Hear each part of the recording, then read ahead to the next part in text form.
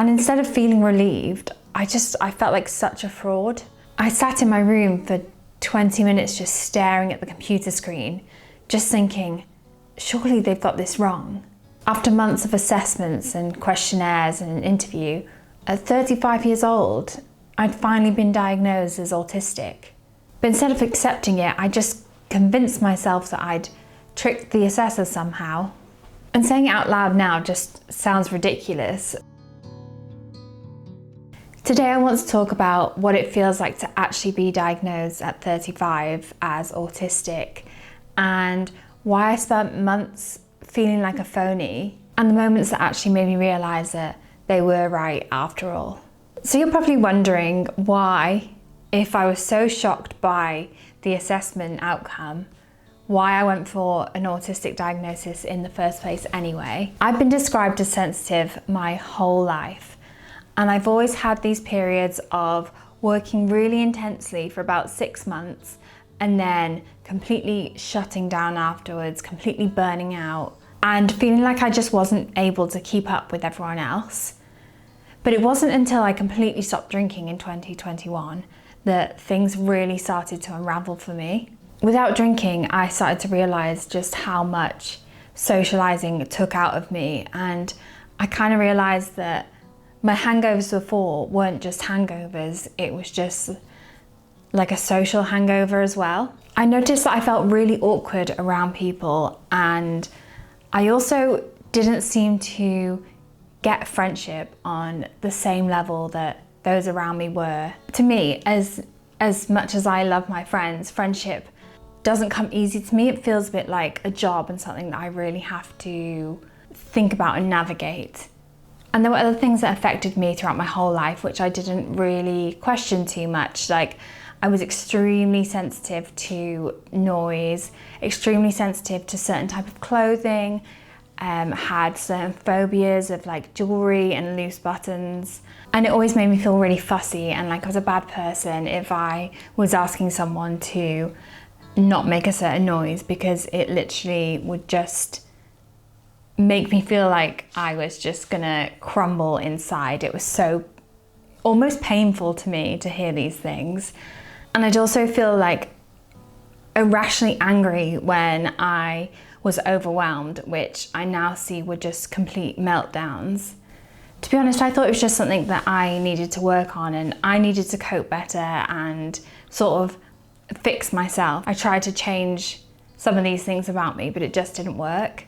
And then a couple of years ago, I was having therapy, and my therapist actually introduced me to the idea of HSP, which is a highly sensitive person. When I was introduced to this, I just felt so validated and seen, because everything that it described was just me to a T. Just highly sensitive, highly emotional. It just seemed to feel like I felt things on the next level to everyone else, be that like sight, sounds, feelings. I researched into it, and of course I'm a bit of an oversharer, hence this YouTube video.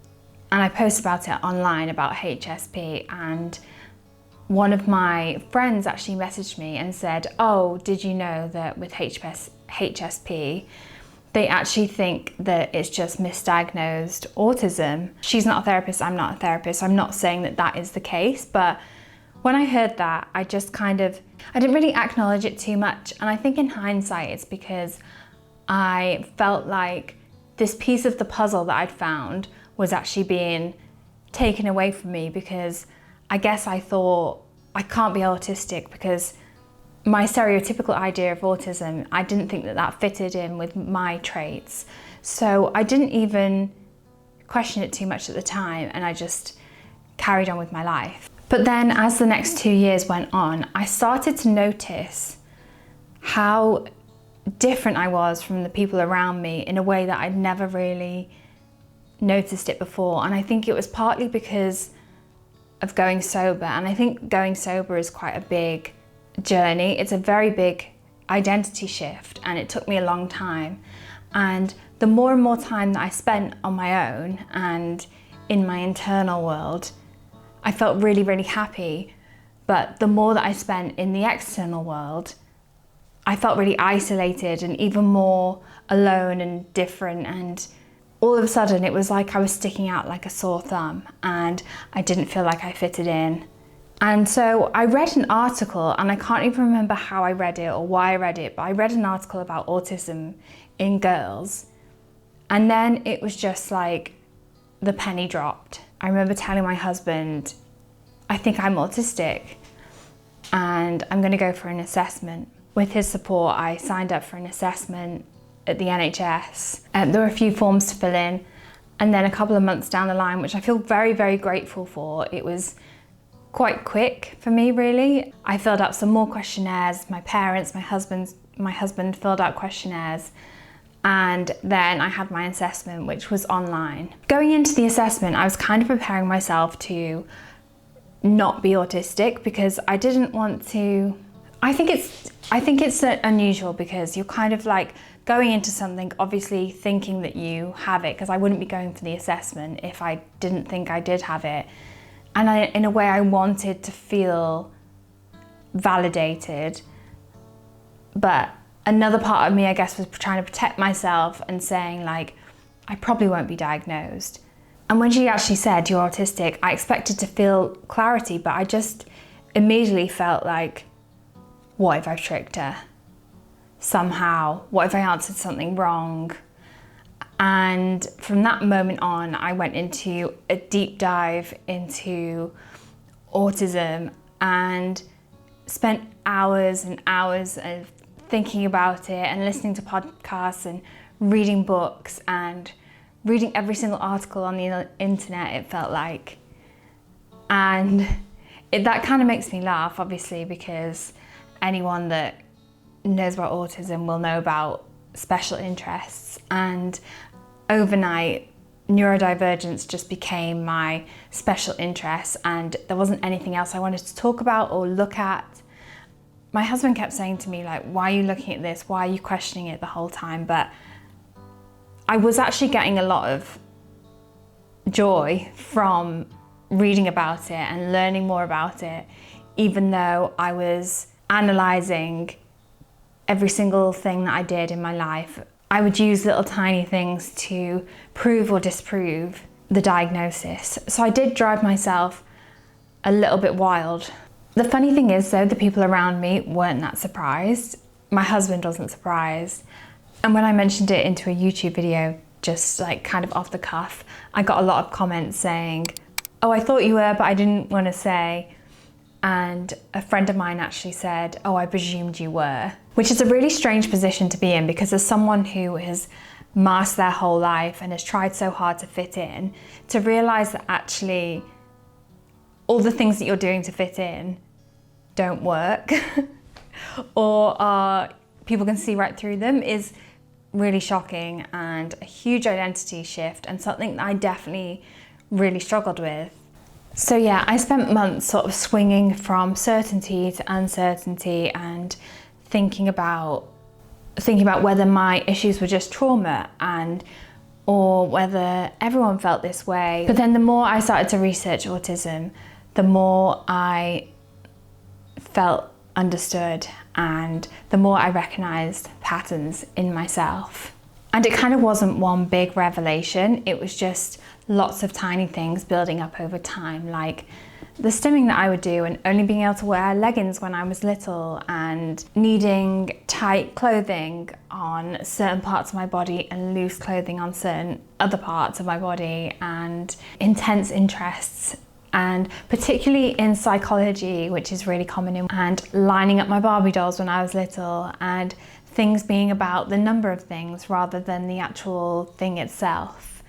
Like, for example, when I had makeup, I had to get like the one brand of makeup, and it was like became about collecting that type of makeup rather than just having a makeup collection. And of course, none of these things on their own make up autism. And as they say, if you've met one autistic person, you've met one autistic person, because we are all different and have our own needs and things that we struggle with. But yeah, because I'd only ever experienced life from my perspective, all those kinds of things I could kind of explain away or never stood out to me. So after I was diagnosed, about a week or so later, I got my report back from my assessor. And this was something I'd really been waiting for, because I thought if I see the report, then I'm going to have complete confidence in what she says. And it still did make me question my diagnosis, but the thing that surprised me the most, the assessor spoke about how my facial expressions don't always match what I'm saying, and the way that I talk, sort of the ups and downs of my speech, is quite common with autism, which really surprised me, because those were things that I didn't even know existed in autism and were not something that I could have subconsciously exaggerated or made up. So I can happily say that I have finally come to terms with my autism diagnosis, and I'm very proud to be autistic, and I think neurodivergent people are some of the best people. And it was never about being embarrassed about being autistic for me. It was just this feeling, which I've actually found is really common, where I think there's a level of perfectionism that comes with autism, and I wanted my diagnosis to be absolutely perfect, and that's just not how it works.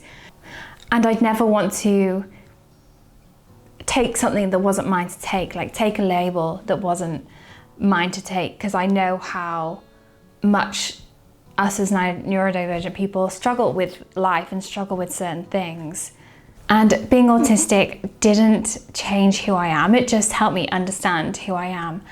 And it's made me appreciate even more my love for everything that I talk about on this channel, like the slow living and the recovery from burnout, and most importantly, creating a life for ourselves that really works just for us. So I hope this video has really helped you if you're struggling with your diagnosis. And I think a couple of things that helped me that I saw online was, number one, it's so common to question your diagnosis after you've been diagnosed.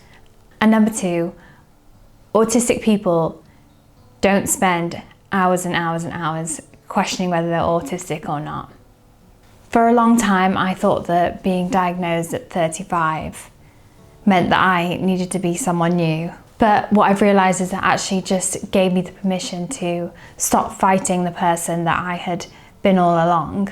And when I think back to that moment where I was sat in my office staring at the screen, wondering if they'd got it wrong, it makes me realize that they actually just saw something in me that I'd spent 35 years trying to hide and trying to explain away. Thanks so much for watching this video today. See you next time, and take it slow.